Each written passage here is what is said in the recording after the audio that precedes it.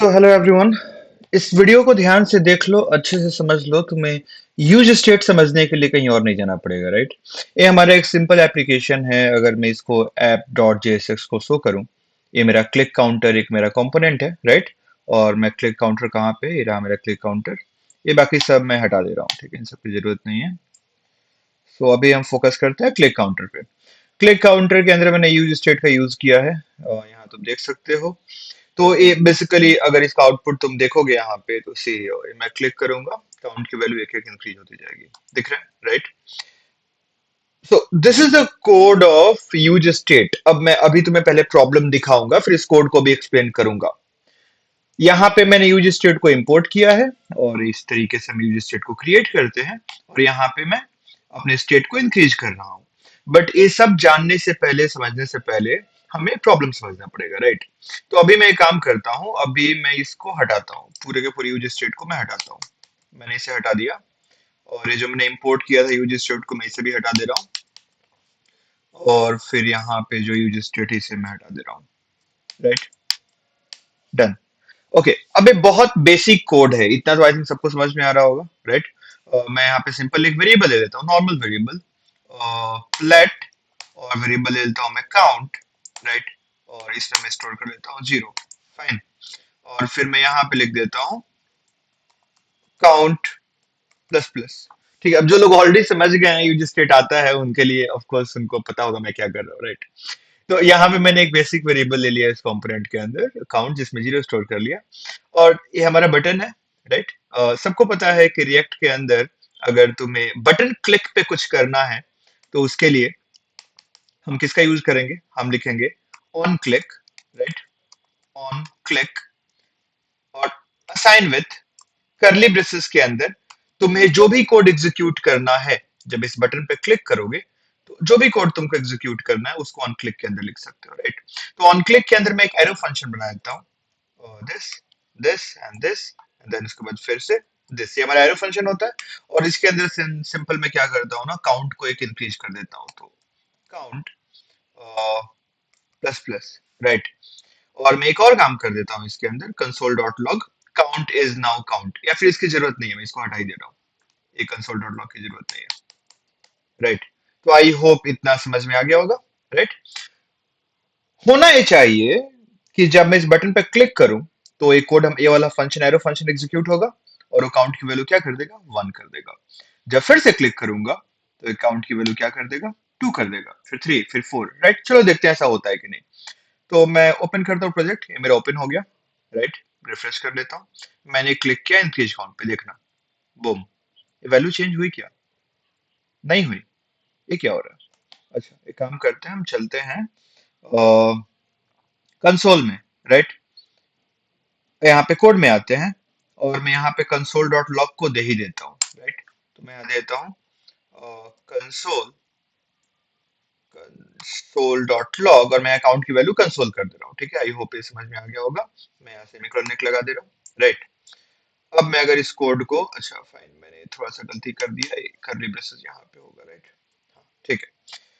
सो अब मैं अगर इसको रन करता हूँ, वापस चलते हैं यहाँ पे। अब यहाँ ध्यान से देखना, मैं इसको पहले क्लियर कर लेता हूँ एक बार, जिस दिन ये हो गया। अब मैं यहाँ पे क्लिक करता हूँ इंक्रीज काउंट पे। सो रिफ्रेश एक बार कर लेते हैं, और ये मैंने क्लिक किया, बूम, ये देखो क्या आया, यहाँ पे 1 आया, दिखा। यानी काउंट की वैल्यू जो है, जब मैंने बटन पे क्लिक किया, तो काउंट की वैल्यू 1 हो गई। जब 1 हुई तभी तो कंसोल लॉक किया, 1, राइट। आई होप इतना समझ में आ गया होगा। लेकिन प्रॉब्लम ये है कि फिर वो वैल्यू यहाँ पे जो देखो, जो S2 के अंदर मैंने काउंट को शो किया है, दिख रहा है, ये यहाँ पे शो नहीं किया। यहाँ देखो, यहाँ पे शो नहीं हो रहा है, लेकिन कंसोल में तो वैल्यू बढ़ रही है, देखो 1 के बाद 2 हो गई, फिर मैं क्लिक करता हूँ, 3 हो गई, फिर क्लिक करता हूँ, 4 हो गया, फिर क्लिक करता हूँ, 5 हो गया। लेकिन यहाँ पे वैल्यू क्यों नहीं इंक्रीज हो रही है, इसका क्या प्रॉब्लम है। नाउ लिसन, इसका प्रॉब्लम क्या है, सुनो समझाता हूँ। यहाँ पे हो क्या रहा है ना, कि जब तुम बटन पे क्लिक कर रहे हो, तो ये जो काउंट वेरिएबल है, इसकी वैल्यू तो यहाँ पे एरो फंक्शन एग्जीक्यूट हो रहा है, और ये जो काउंट वेरिएबल है, इसकी वैल्यू तो चेंज हो जा रही है, राइट। लेकिन ये जो पूरा का JSX है, ये जो रिटर्न के अंदर जो कोड देख रहे हो ना, HTML जैसा दिख रहा है, इसको JSX बोलते हैं। ये div बॉक्स के अंदर जो है, ये JSX री रेंडर नहीं हो रहा है। मतलब रिएक्ट का इंजन इस JSX को फिर से एग्जीक्यूट नहीं कर रहा। भाई ये जो HTML वाला कोड है, ये div h2, ये पूरा का पूरा कोड फिर से जब h2 फिर से एग्जीक्यूट होगा तब तो काउंट की वैल्यू अपडेट होगी ना।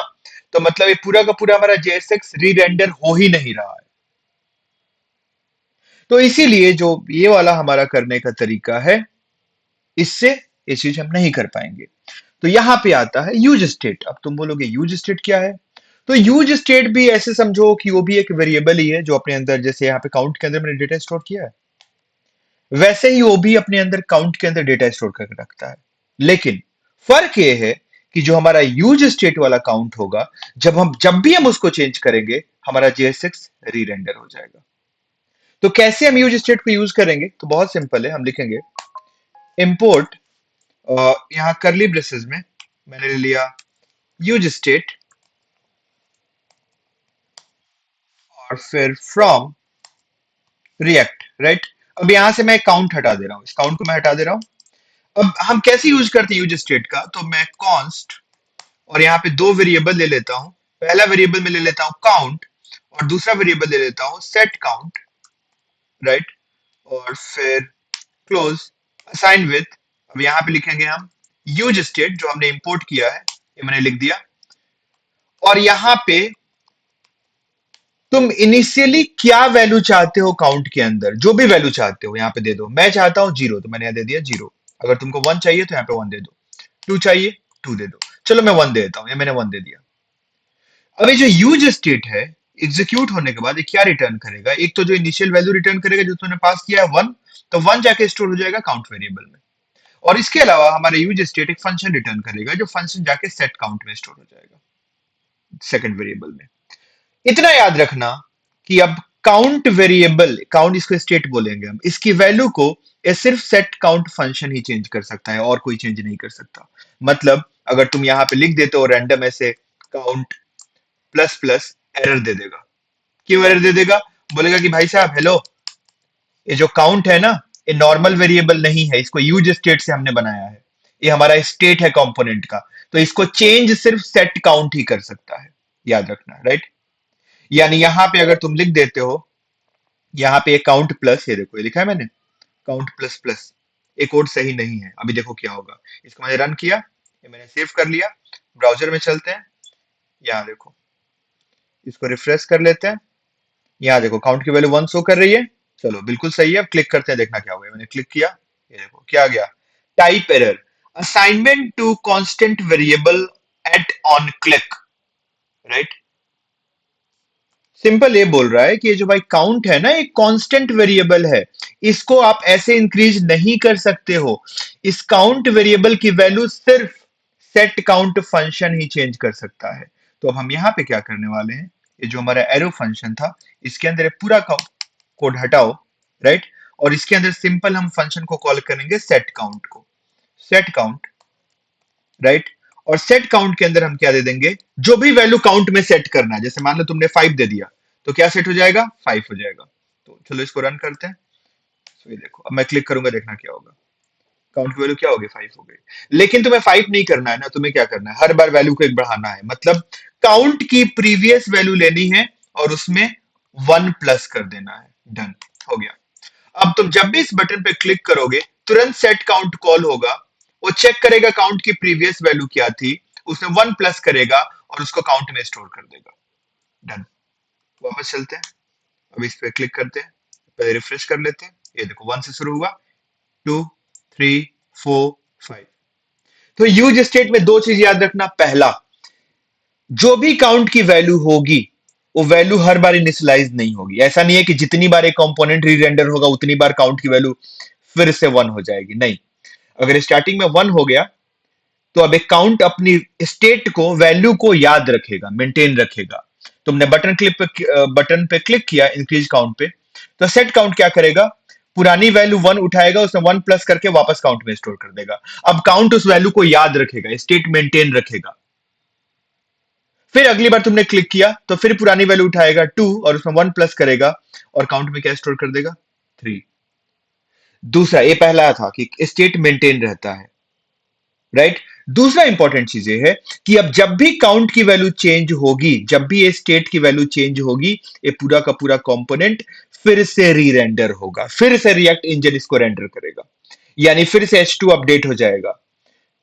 बात आई समझ में? और यही रीजन है कि जब तुम इसको रन कर रहे हो, वापस चलते हैं कोड में, ये देखो इंक्रीज काउंट 6, मैं रिफ्रेश कर देता हूं, ये देखो काउंट वैल्यू 1 2 3 4 5, ठीक है, दिख रहा है? क्योंकि जब भी तुम काउंट की वैल्यू चेंज कर रहे हो, पूरा का पूरा कंपोनेंट क्या हो रहा है? रिटेंडर हो रहा है। जस्ट दैट, हो गया, खत्म, ओवर। यही है तुम्हारा यूज स्टेट। जो इसके पहले हमने कोड लिखा था, अगर हम पुराने कोड पे चले, जो हमने पहले कोड लिखा था, तो दैट वाज दिस। कुछ हमारा ऐसा कोड था, राइट। इसमें क्या हो रहा था?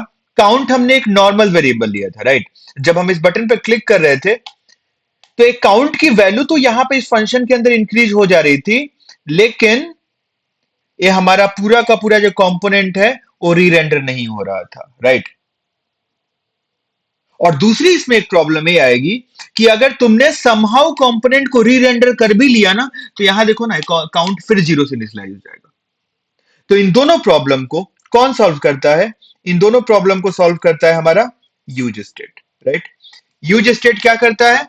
जो भी वैल्यू तुमने स्टोर किया, अब उसको मेंटेन रखेगा, और जब भी तुम बटन पे क्लिक करोगे, जब भी इस काउंट की वैल्यू चेंज होगी, ये पूरा का पूरा कंपोनेंट फिर से री रेंडर हो जाएगा। और हाँ, री रेंडर में ऐसा नहीं होगा कि ये काउंट फिर तुम्हारा 1 से इनिशियलाइज हो जाएगा, नहीं, वो पुराने स्टेट को मेंटेन रखेगा। सो आई होप तुमको बहुत ज्यादा अच्छे से क्लियर हो गया होगा कि यूज स्टेट क्या होता है।